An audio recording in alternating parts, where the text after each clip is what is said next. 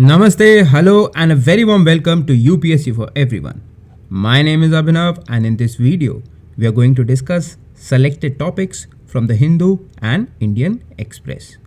We'll be discussing the following articles: Rafales inducted into the Indian Air Force, Serum Institute of India pauses trials of vaccine.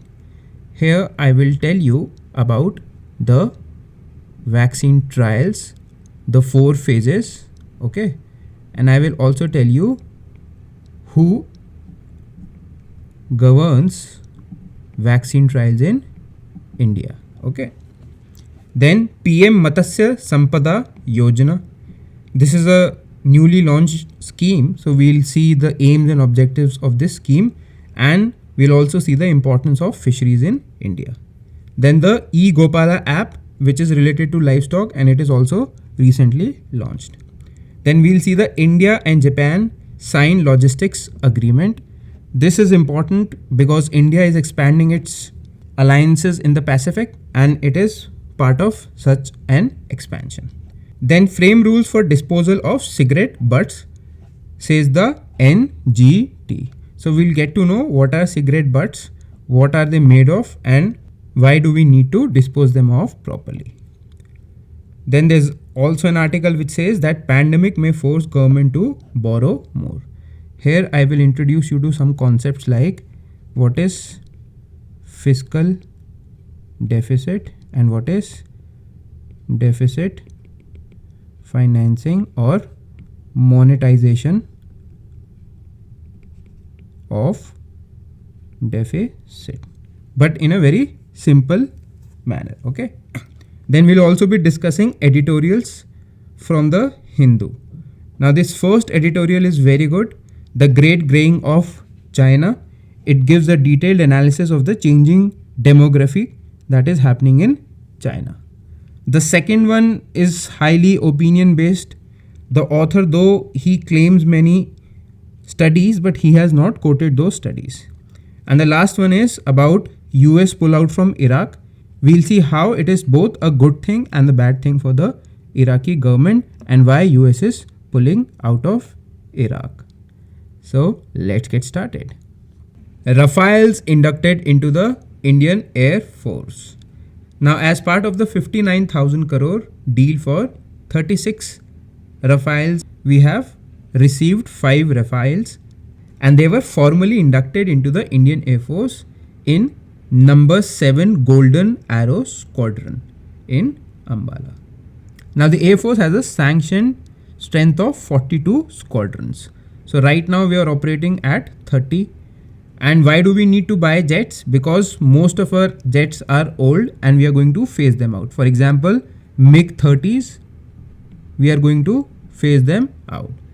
And why do we need to buy such expensive planes? And what is the need right now? People might say that economy is not doing well, maybe we should put off the sale. See, it is about national security and the future warfare is all about air supremacy. If you see any big power, they have largely invested in air supremacy. Though you'd always need boots on the ground to occupy position, but the modern warfare requires air supremacy. And you see that we are surrounded by hostile neighbors, China and Pakistan, and China exports technology to Pakistan, and we are facing a threat of two-front war. So at any time we could be subjected to attacks from two fronts, and air superiority will play a major role. Though we have one of the best pilots in the Indian Air Force, still we need to get them better machines so that they can carry on their duties as they have always been carrying out with great pride and honor. Now these are some of the features of Rafale. You can take a screenshot and you can read them later. So the important part is that Rafale is a multi-role combat fighter. It can be used for group support, in-depth strike and anti-ship strike. And it is also capable of carrying nuclear weapons. Okay. Now this deal is also important because this is the first imported fighter to be inducted since Sukhoi 30s were inducted in late 90s, and they were from Russia.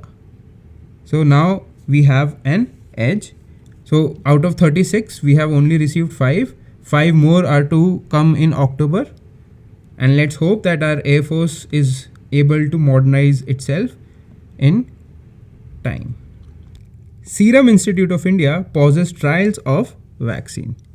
So basically SII had teamed up with Oxford University to try their COVID vaccine candidate. Okay. It was developed by Oxford University and AstraZeneca. AstraZeneca is a British-Swedish company. Basically a pharmaceutical giant. Now what happened that in UK, one of the patients started showing adverse reaction to the vaccine. So they stopped the vaccine trials there, and major pharmaceutical companies have also pledged that they will not rush a vaccine, because without proper trials they could be putting lives at risk. Now these days there's a thing called vaccine nationalism. It means basically two things. Number one, that there is a competition among countries that who comes up with a vaccine first. And number two, these countries are trying to corner the vaccines. The big economies like US and other European countries have already signed contracts with big pharma companies who are in the process of developing vaccines, so that when a vaccine is finally prepared, it is the rich countries that get the vaccine first. That is their plan. So even before a vaccine is developed, there's a competition about who will get it first. So vaccine nationalism, two parts. Number one, who develops first, and number two, who gets first. Right? Now Serum Institute of India is the largest serum producing company in the world, and it is in Pune. In fact, 70% of all the vaccines produced in the world are produced in India. So India has a very pivotal role in the whole vaccine thing. How? Number one, in the production or manufacturing, and number two, in the phase 3 trials, because we have a large population pool which is diverse. So India is also a good candidate for vaccine trials. Now this SII had not stopped the trials, even though reports had come from the UK that there was an adverse reaction. So the Drug Controller General of India issued them a notice to stop the trial, and now they have paused the trial. Now first let us understand what are the different phases in the clinical trial. So basically there are 4 phases. In phase 1 we test the safety. There's also pre-phase and development. We'll also discuss that. So number 1 is safety in phase 1, and it is comprising of 20 to 80 participants. Here the drug is approved for testing in humans. Now in phase 2 you test for safety and dosing. That means what dose would actually work on people. And it is also again a small group of 100 to 300 participants. Now the Russian vaccine Sputnik 5, it was only tested on 76 people. I have already discussed this in an earlier video. You can go and refer to that. And its data was corroborated by the Lancet recently. It said that this vaccine Sputnik 5 produced strong antibodies in the people who have received that vaccine. But it was only tried on 76 people. So let's hope that this vaccine works out. Now phase 3 is about safety and efficacy. It is a larger group of 300 to 3000 participants.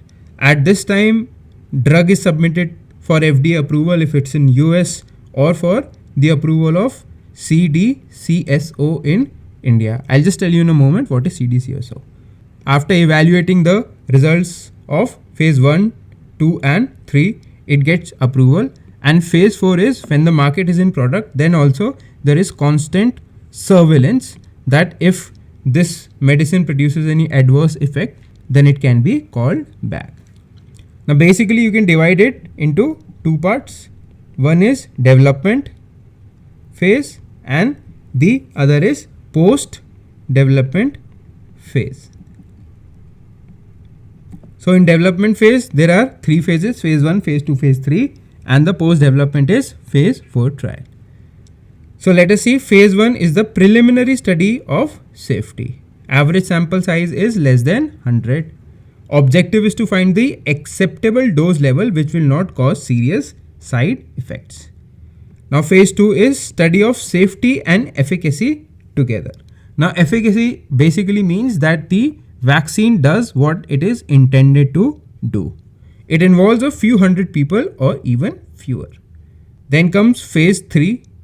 Now the doses appearing to be simultaneously effective, safe.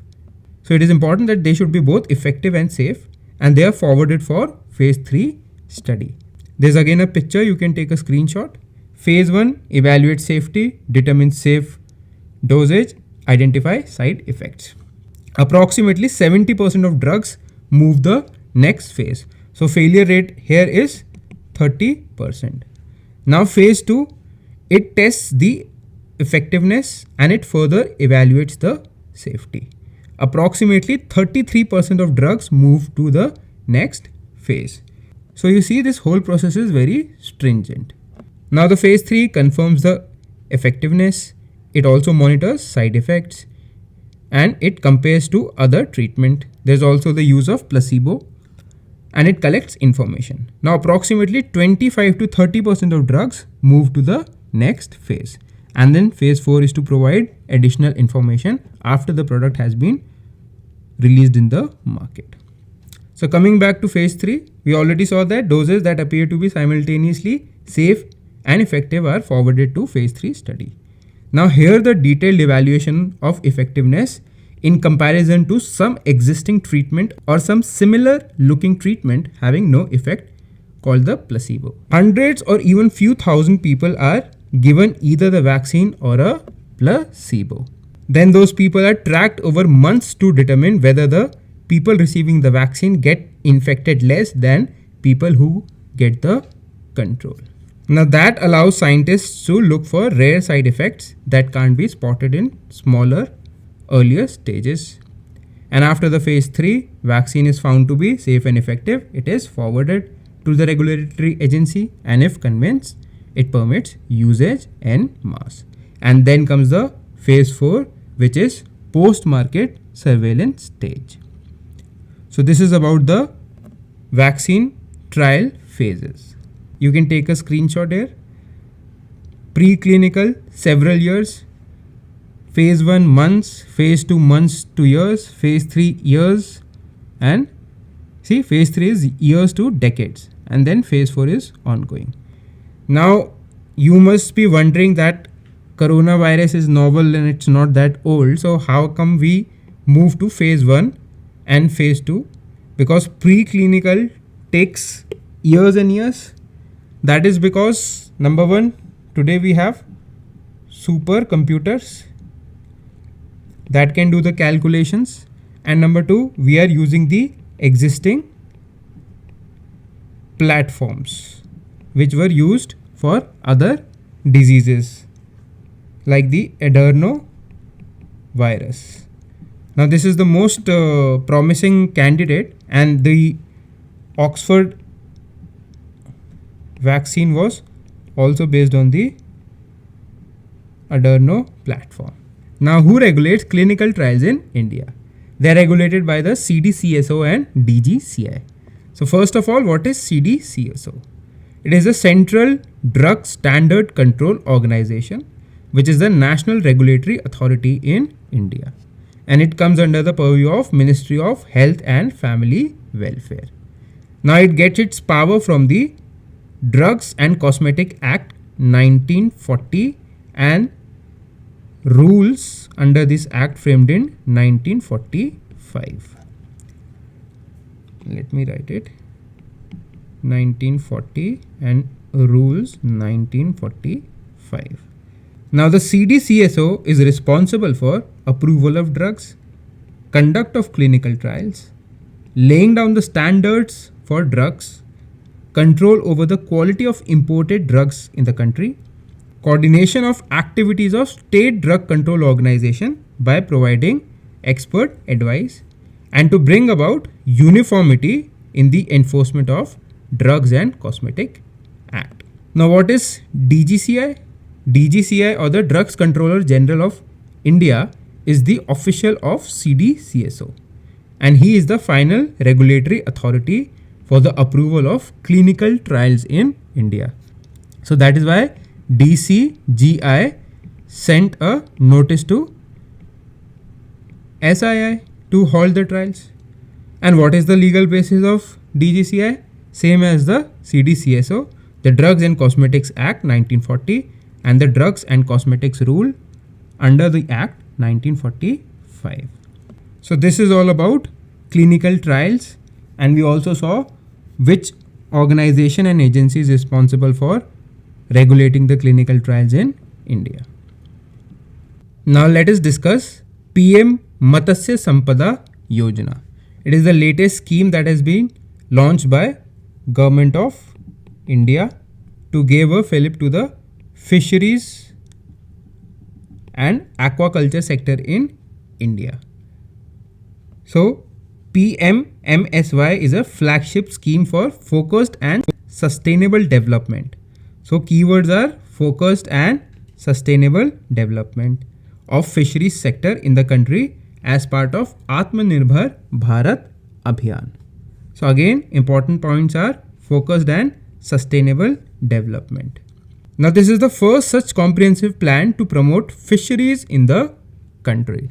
So till now we haven't had a comprehensive plan to promote fisheries. So that step has been taken, and it aims to double fish exports in 3 to 4 years. Now as part of the scheme, fish producers will get new infrastructure, modern equipment, and new markets will also be provided. Now this infrastructure and equipment will help cut down the post-catching losses, because they will provide facilities for processing and storing. Okay. Now basically fisheries are two types: sea or salt water and fresh water or inland. Now India has a huge potential for fisheries, because you see we have a long coastline, almost 7,500 kilometers long, and we have a very big exclusive economic zone, and this region is rich in fish species. Plus we also are blessed with many lakes, ponds, rivers, estuaries, deltas, etc. So in India there is a very big scope for development of fisheries. Now fisheries and aquaculture are an important source of food, nutrition, employment and income. So it not only provides food, nutrition, but also employment and income. The sector provides livelihood to about 16 million fishers and fish farmers at the primary level. Primary level means that those who are engaged in catching. Then there's the secondary level, the processing. So also many people are involved in that. So almost twice the number along the value chain. So you catch, then you process, and then you sell. And in processing you add value, that is value addition. So you can see that this sector provides livelihood to a huge section of the society. Now fish is also important because it is an affordable and rich source of animal protein. Now we are seeing changes in dietary preferences, and now people in our country are also realizing the importance of protein. Traditionally, our diets have been poor in protein, but that is needed for proper development. So it is an affordable and a rich source of animal protein. And is one of the healthiest options to mitigate hunger and malnutrition. Malnutrition, I've already told you in the previous video.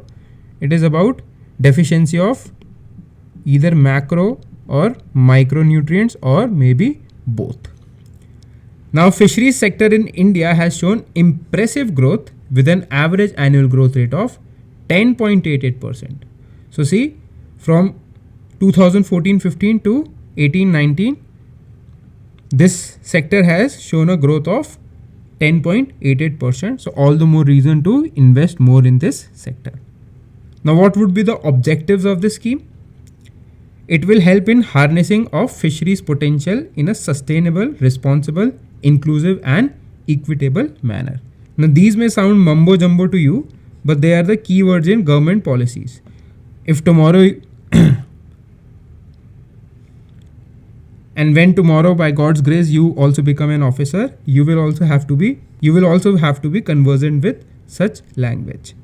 Also, enhancing of fish production and productivity through expansion, intensification, diversification and productive utilization of land and water. Again, keywords: expansion, intensification, diversification and productive utilization. Modernizing and strengthening of value chain, post-harvest management and quality improvement. So post-harvest management is basically to avoid losses. For example, you catch a fish, but then maybe there's a distance between you and the intended market, and in that period it may go bad, it may rot. So post-harvest management is about preventing that. It is about processing and storing. Okay. Doubling fishers and fish farmers' incomes and generation of employment. So like in agriculture, we have the target of doubling farm incomes by 2022. This scheme also aims at doubling the incomes of the fish farmers in next 3-4 years. Also enhancing contribution of agriculture, GVA and exports, because this comes under primary sector.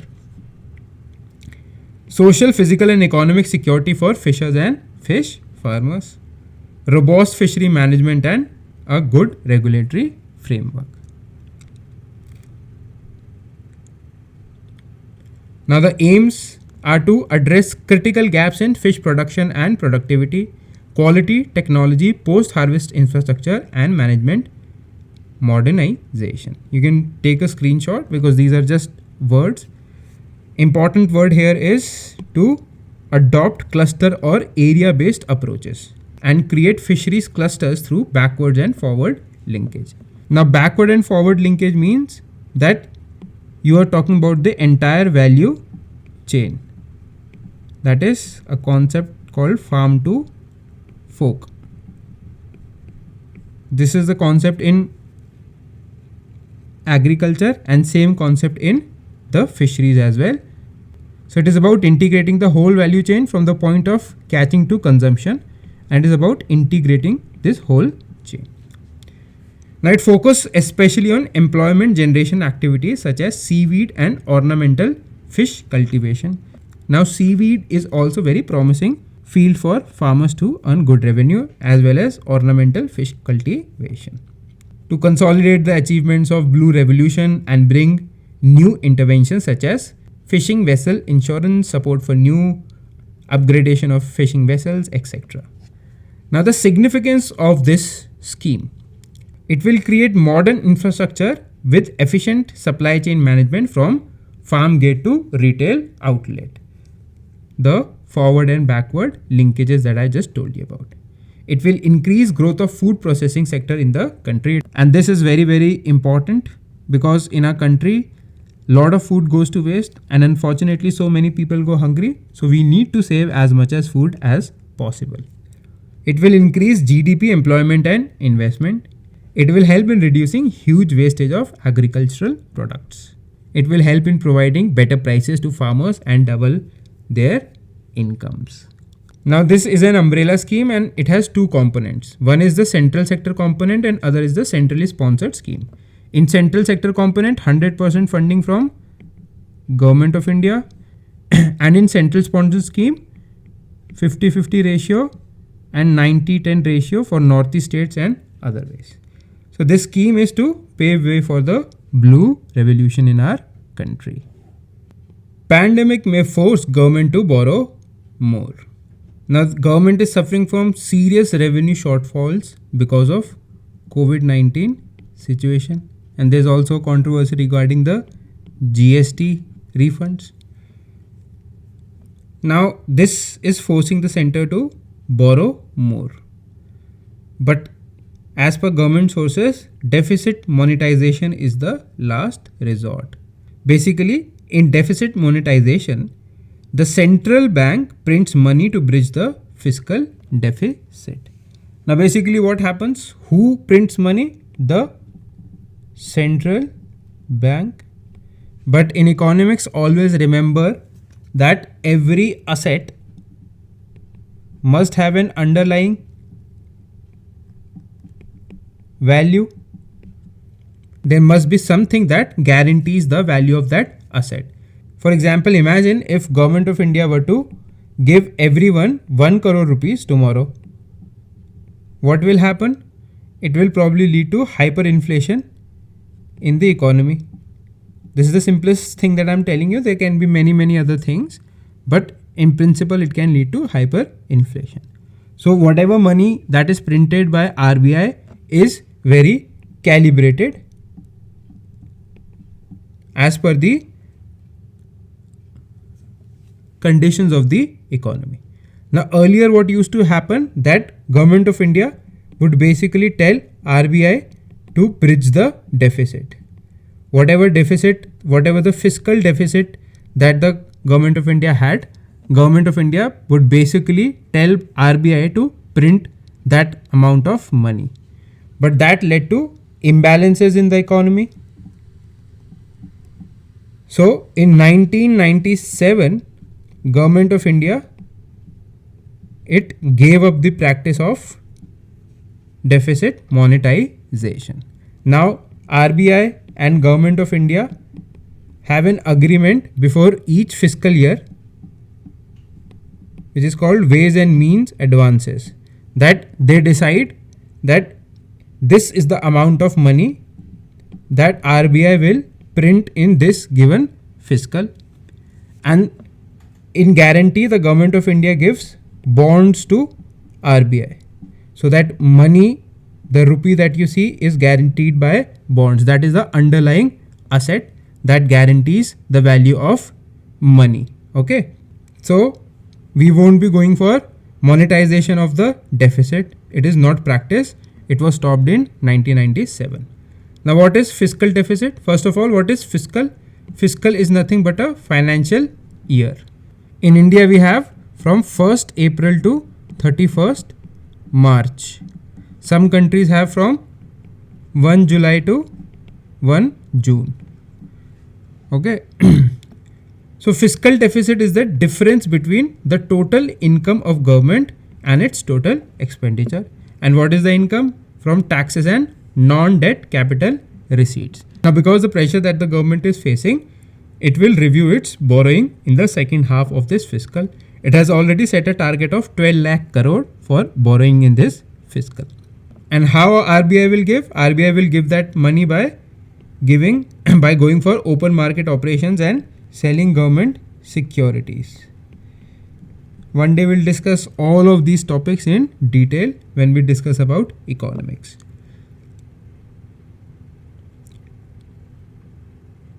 Now Government of India is still having some hopes that by disinvestment it will get some money into its coffers.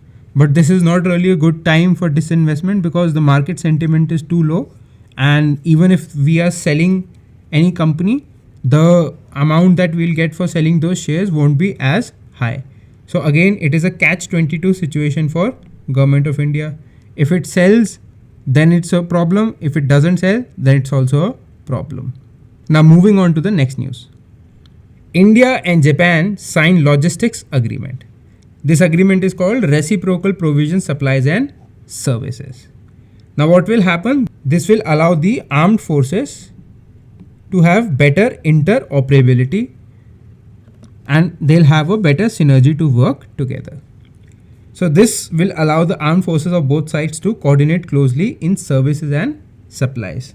For example, if there's a Japanese ship that is going through Indian Ocean, so it can easily come to any Indian port and we will give them logistical supplies or support that they want. And interoperability means that we would be able to operate on Japanese platforms and similarly Japanese would be able to operate on our platforms. So it will increase interoperability between the armed forces of India and Japan and assist in maintaining regional security. So basically this is aimed at the whole Indian Ocean region and the South China Sea region. Again, this is part of our larger strategy to counter China. See, this is India. These are basically Andaman Islands, which are strategically very important. And this again, you have this Indonesia, Malaysia, Malacca Strait somewhere here, and then there is South China Sea, and beyond that is the Pacific. So China is trying to incur into both Indian Ocean and in Pacific. So Japan, Australia and USA, they are all Pacific nations. So we are building an alliance so that we can counter China, especially from entering into our strategic backyard called the Indian Ocean region. Now this agreement also establishes the enabling framework for closer cooperation between the armed forces of both countries.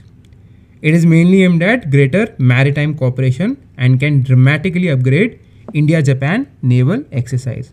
And maybe in future it will lead to formalization of the Quad, which is a grouping of India, USA, Japan and Australia, and it is aimed at containing China. Frame rules for disposal of cigarette butts, NGT. Now NGT asked for a report from CPCB, which is the Central Pollution Control Board. So CPCB is the apex level body in the country for pollution control. So NGT asked for a report and CPCB submitted one, and after going through that report, NGT asked CPCB to lay guidelines for safe disposal of these cigarette butts. Now what did the report say? The report was based on study of Indian Institute of Toxicology Research. Now interestingly, this report said that the concentrations that were detected in the cigarette butts were not toxic to humans and environment. But the problem is that these butts, they persist in the environment for a very, very long time. They take a very, very long time to degrade, and that is what creates problems. Now, what are the components of cigarette butt? Cellulose acetate is the major component along with wrapping paper and rayon. So you should keep in mind that cellulose acetate is the major component. The Great Graying of China. Now this is a very interesting article. It talks about the transition in demography because of the one child policy. Though China has abolished that since 2016, but it has left its long impact on the Chinese society. So it tells how China will be getting old by 2100, and when that happens, it will not reach the level of high income countries because China is unable to raise its total factor of productivity. These are some concepts that this article tells. So let's see. First, it tells that the results of one child policy have been disastrous. Now this policy was introduced by leader Deng Xiaoping in 1979.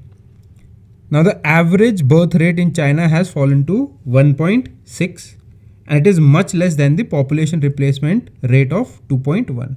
Population replacement rate means that the population remains steady. That is how many children a woman should reproduce so that the population remains steady. So it needs 2.1, but it has dropped to 1.6 as per official figures. But China is a master at fudging figures. So they say that actually even fewer children are being born. So this figure is, as it could be as low as 1.05. And to add to that, China also has the male preference. So lesser girls are being born in China, and that will have an impact on the future generation. So there's a research conducted by Professor Yi Fuxian from University of Wisconsin, Madison, US, that reveals that the proportion of China's population aged above 65 years would increase from 10% in 2010 to 32.6% in 2050.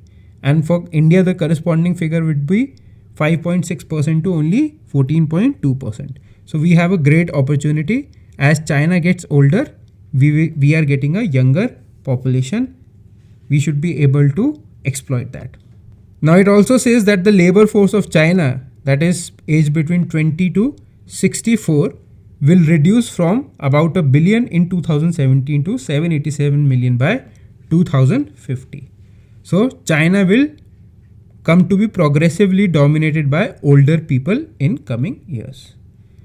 Now, despite China raising the limit on 2 children policy, still the numbers are not rising. Why? Because it has changed the childbearing attitudes of young couples in China.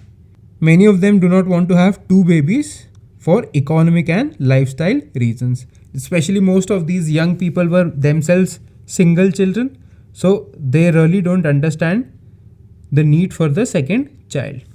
Now Professor Fuxian has affirmed in his research that China's population has started contracting 2018 onwards. But local authorities in China, because the whole nation lies, so they also bloat figures to get higher funding from the central government.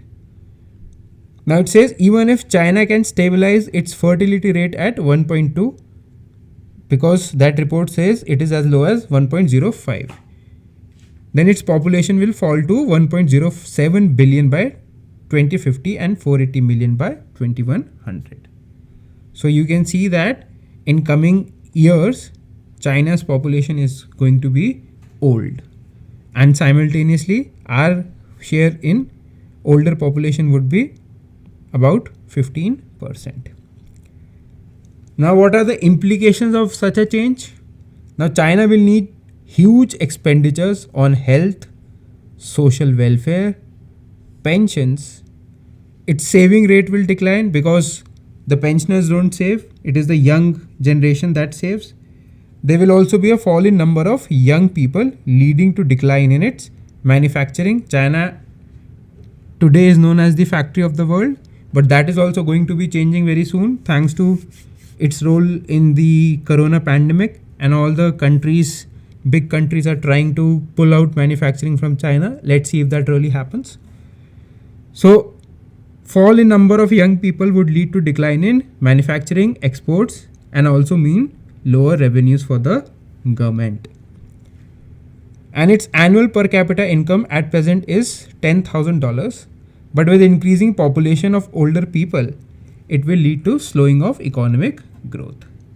And China, this is important, will get old before reaching the levels of rich countries like United States, Singapore, Japan, and others. Now China's armed forces, this gives one example of the flaws of one child policy. That China already has a policy where it forces young people to serve in the army, and if you leave the army, they defame you, they shame you. You're never going to be able to get into any other government service if you leave the army. Now the problem is, because of the one child policy, the children really are spoiled brats. And interestingly, the Chinese army has never really been tested in battle. The last time they tried to battle was in Vietnam, and there they performed very poorly and they were routed by the Vietnamese army. And now the things will get worse only because they have unfit people in the army. So China's armed forces are already struggling, as many one-child policy children are often misfit for fighting in tougher conditions. And they are making propaganda videos about how they will serve hot cooked food to their troops in Ladakh. They are trying to basically intimidate us that we should accept what they have changed and we should de-escalate now. And that is why they are creating propaganda. Now it poses a question that will the population decline create a richer society in China? It says no, based on the Japanese economist Professor Hisa Kato. He says, using Japan's experience, that smaller population reduces intellectual exchanges among diverse human groups, reducing chances of emergence of great innovators. Now, developed countries, they overcome this by increasing their total factor productivity growth, which is, what is total factor productivity? It is the ratio of output versus costs of input.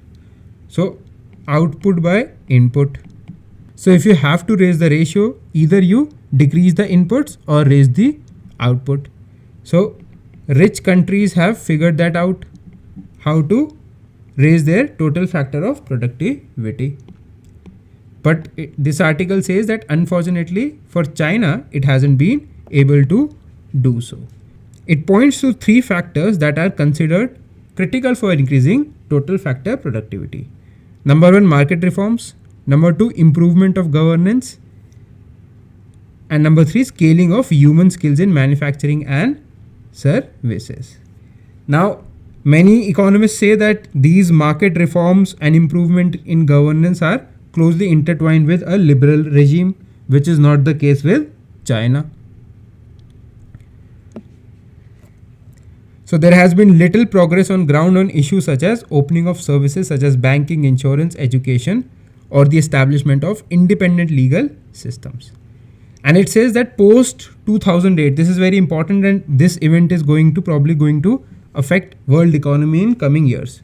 That post 2008, China's economic growth has been driven progressively by higher government investment, which has created unproductive assets.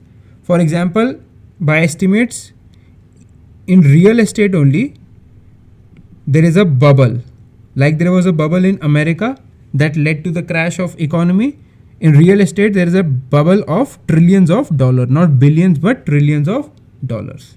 What happened? That government heavily invested in creating of infrastructure in the name of creating wealth in the society, but that led to creation of unproductive assets. That is overcapacity in metal, cements and other industries. That is why they are able to dump these products at such a cheap cost to the world. Empty apartment complexes, like I said, big bubble in real estate in China, or rarely used infrastructure such as metro networks, oil pipelines and ports.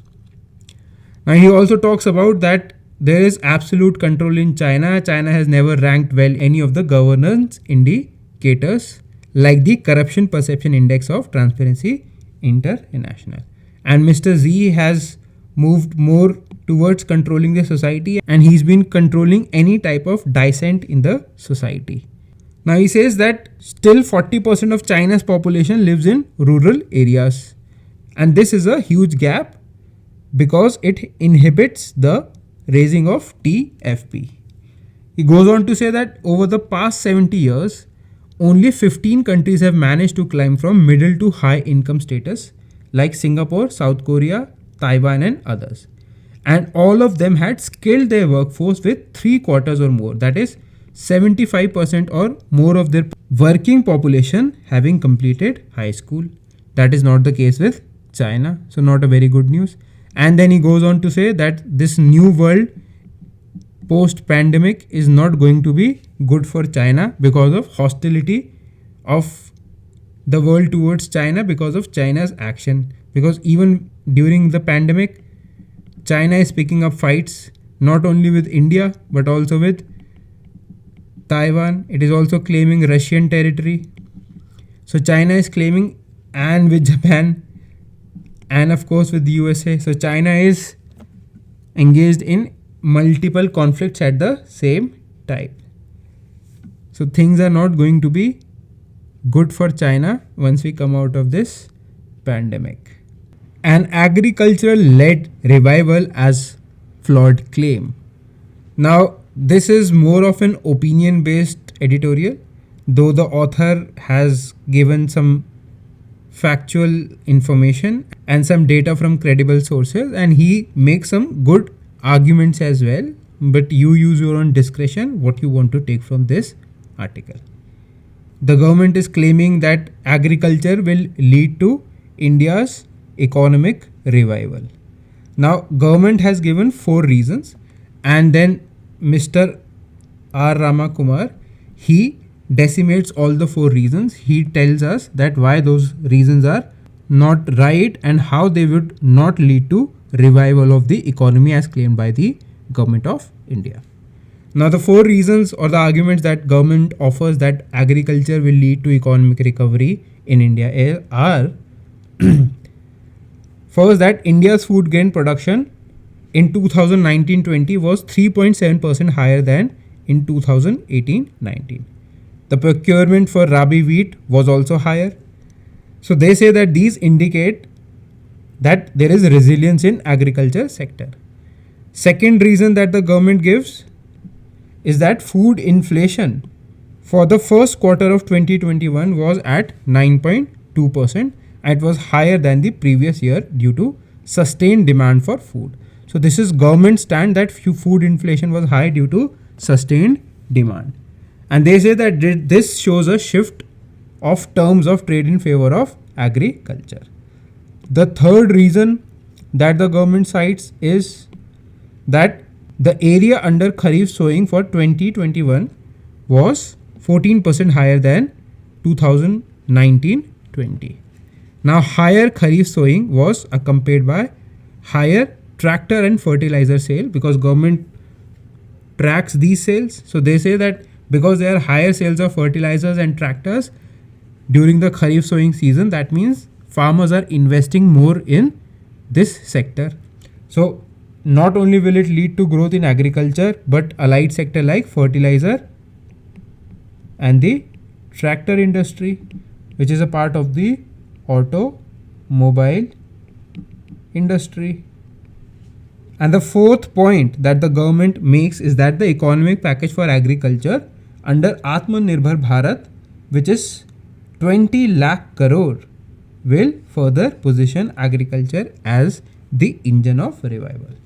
So these are the 4 reasons given by Government of India. Number 1, higher procurement. Number 2, high food inflation, which is demand led. Number 3, higher area under Kharif sowing and associated sales of tractors and all. And number 4, the Atmanirbhar Bharat package of rupees 20,000 crore. So these are the 4 reasons why government is saying that agriculture will lead the revival of economy. Now let us see what our author says about these 4 points. Now coming to the first point, that is higher procurement.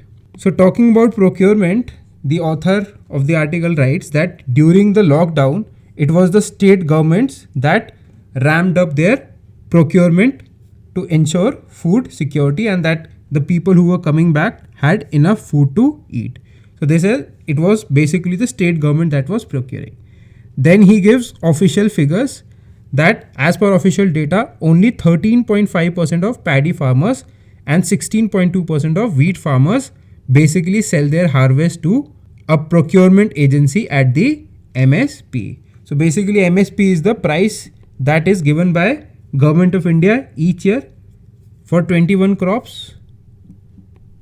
It is called minimum support price. That is, nobody can offer a price lower than that. So it basically sets a benchmark, and then the farmer has a choice either to sell it to the government or the procurement agency at the registered mandi, or sell it to some other person who is willing to pay higher than the MSP. Now, the author rightly points out that only 13.5% of paddy and 16.2% of wheat farmers sell to the procurement agency at MSP. So he says that one should really be not looking at procurement but at market arrival. Then he uses his own computation and he does not quote the source, so I will not get into it. So based on that comparison, he says that the most important problem faced by farmers during the lockdown was loss of markets stemming from disruption in supply chain, closure of mandis, and a fall in consumer demand. Now these are legible reasons, so you can also quote them, that these are the real things that happened. Now almost 85% farmers for both wheat and paddy did not get access, so probably that is the reason why they sold it to the mandis at MSP. So it is not a good sign. Basically he says that it is a bad sign because they sold at lower than they would have sold in normal conditions. So he says that farmers suffered major loss of incomes and higher procurement was hardly alleviating, because for example, if I'm growing basmati of grade A but I'm selling it at the MSP of grade B or whatever the lowest price is, then I am at loss. So that is what he is saying. In addition, there were major losses in milk, meat and poultry sectors. And industry associations estimate a total loss for the poultry sector to be 25,000 crore rupees. So number one, government's argument was higher procurement. He says that higher procurement is a sign of distress because farmers could not get access to mandis. That is why they were forced to sell to the procuring agencies, and states were going for higher procurements for ensuring that people don't go hungry. So he has dismantled first reason given by government. Now second, inflation and prices. Government said that the inflation was because of demand factors, but he says that inflation was there because there were disruptions in the supply chain that led to low supply, and low supply led to higher prices. So he's basically turning the argument given by the government on its head. So he says that inflation rates estimated using the consumer price indices are not representative of farmers' prices, because what farmers sell at, they sell at wholesale at a mandi. So WPI would be a better indicator, right? But CPI looks at the retail price. So for example, this is a mandi and this is the shop. Now the farmer sells to the mandi and then that gets transferred. There are middlemen, dealers, etc. And finally you as a consumer are buying it. So what you pay comes under CPI and what the farmer gets comes under WPI. Now there is a lot of distortion because these people in the middle will also take their commission. So there would be a difference between CPI and WPI. So he says that what farmers get, he's right in saying that what farmers get is actually reflected in WPI, not CPI. So based on CPI estimates, if government is saying that there is higher inflation in food, that does not necessarily mean that farmers are getting more money, which is a valid point.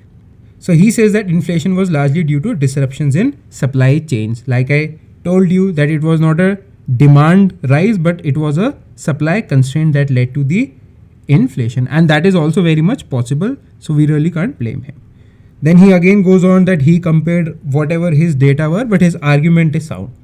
Now it is a very stark observation that he makes, which is also true in some sense, that the dark side of higher rural inflation in India is that small and marginal farmers are not net sellers but net buyers of food. So imagine you're a farmer, your livelihood is producing food, but you are a net buyer of food. How is that? Because you probably grow one or two varieties, but in your consumption basket there would be much more. So you would end up buying those products from the market, and maybe those products are more than what you produce. So you are a net consumer. And once you are a net consumer, and if there's higher food inflation, so it's a double whammy. Imagine you are a kisan. Now your income and expenditure.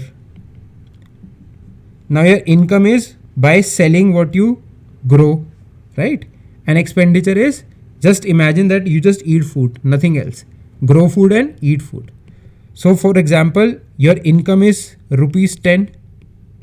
You grew something and you sold it for 10 rupees per kg, and it was just 1 kg, and your income is rupees 10. Now you sold it off, and in the market it is being sold at rupees 15. So see the stark difference between the two. So now when you're going to the market to buy that, you are actually losing money. So this inflation in food hurts you because your income is less, and what you actually have to buy, you have to pay more. So unfortunately, then again, farmers, the small farmers are net food purchasers, and the higher inflation, as the government is saying, is a green shoot in economy, but it is actually hurting the farmers. Again, this argument is sound, but I really can't say anything about this data where he collected and how he compared. But argument is very, very sound. He says there is also strong evidence, now I don't know from where, from small sample surveys that rural households reduce food purchases during the lockdown.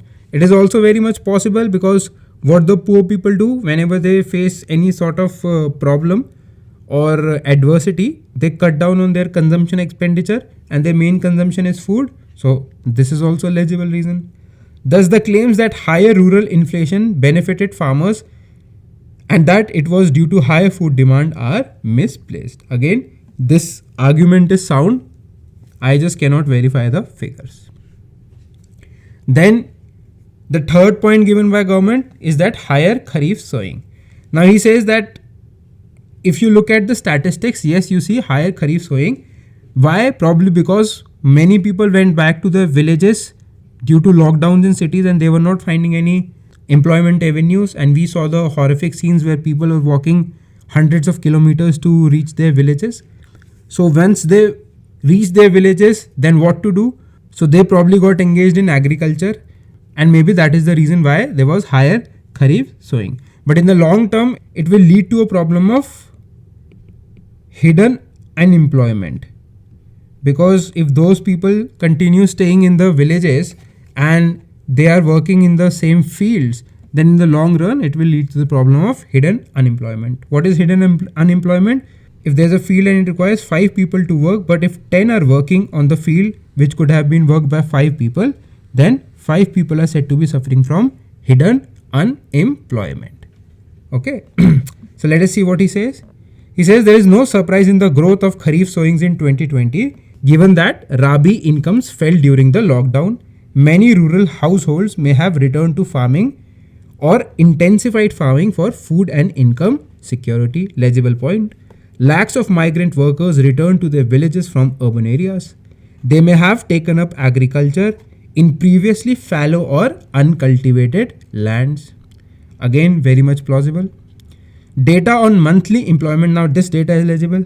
Data on monthly employment released by the Center for Monitoring Indian Economy, CMIE, show that the number of persons employed as farmers in June and July 2019 were 11.2 crore and 11.4 crore respectively, but the same figures for 2020 were 13 and 12.6 crores.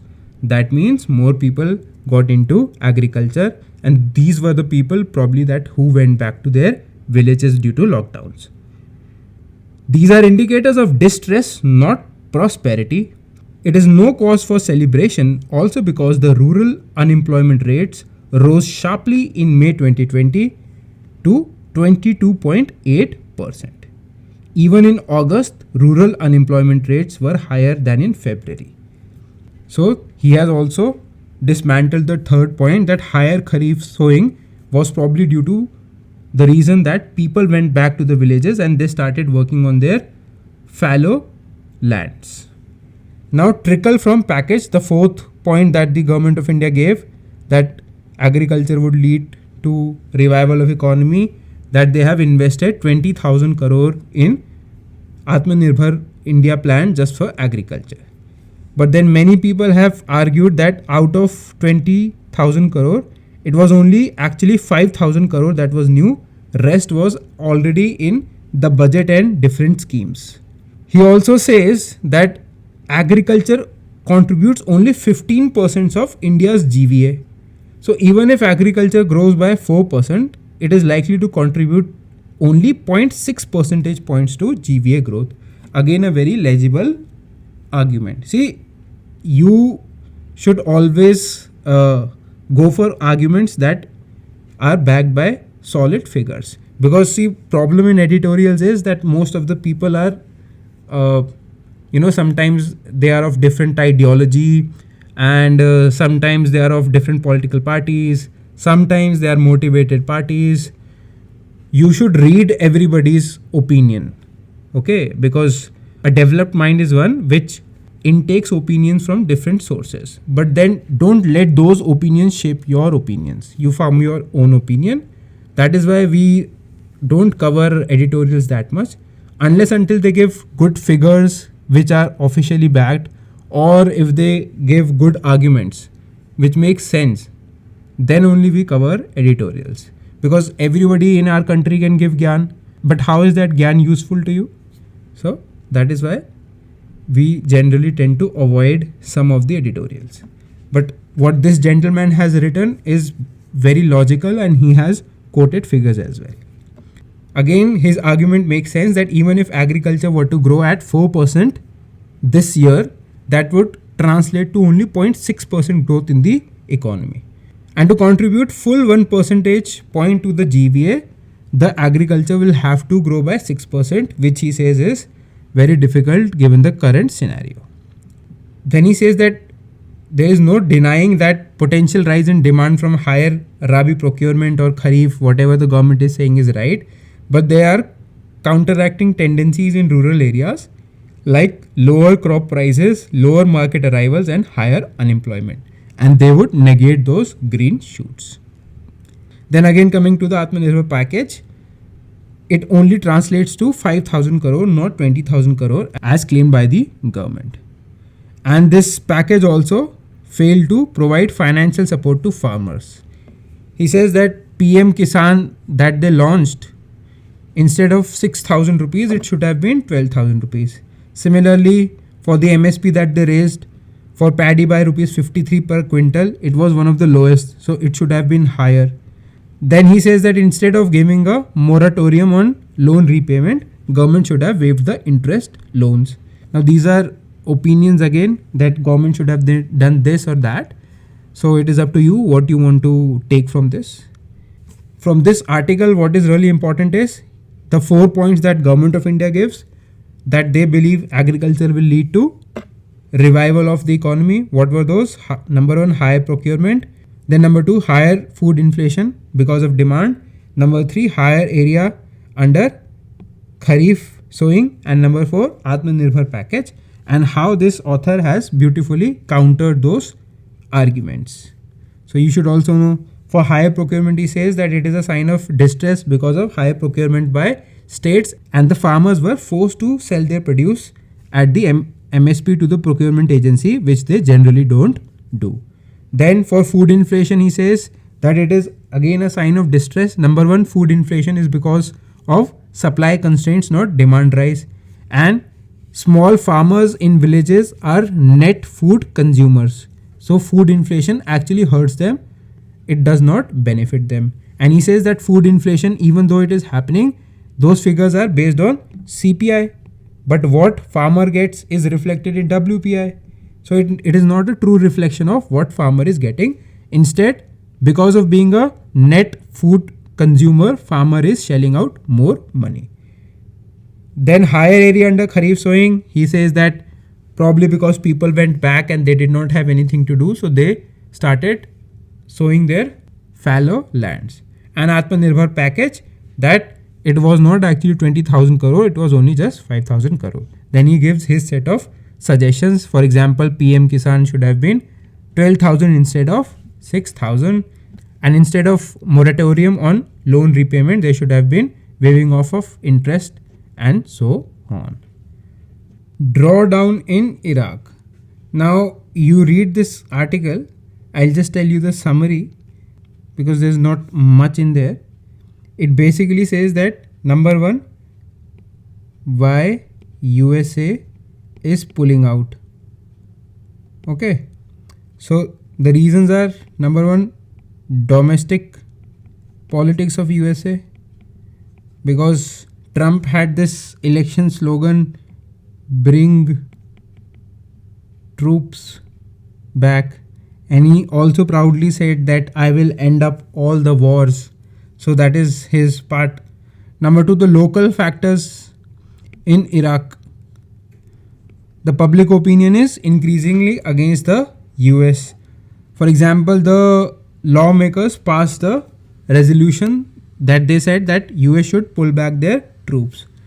And there is also increasing influence of Iran. So Iran is getting more support there. So, and Iran and US are enemies. So US fears that its troops could be targeted. For the government of Iraq, this move has both advantages and it will also give it some tension. So advantage or relief is in the form that public opinion is against US.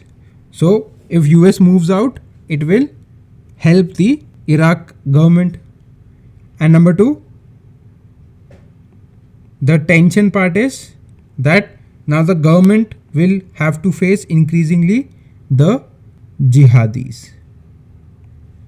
US plans to reduce its troops from 5,200 to 3,000, and the government wants that the troops should be there for consultancy and training their army for conducting operations. This is basically the summary of the editorial.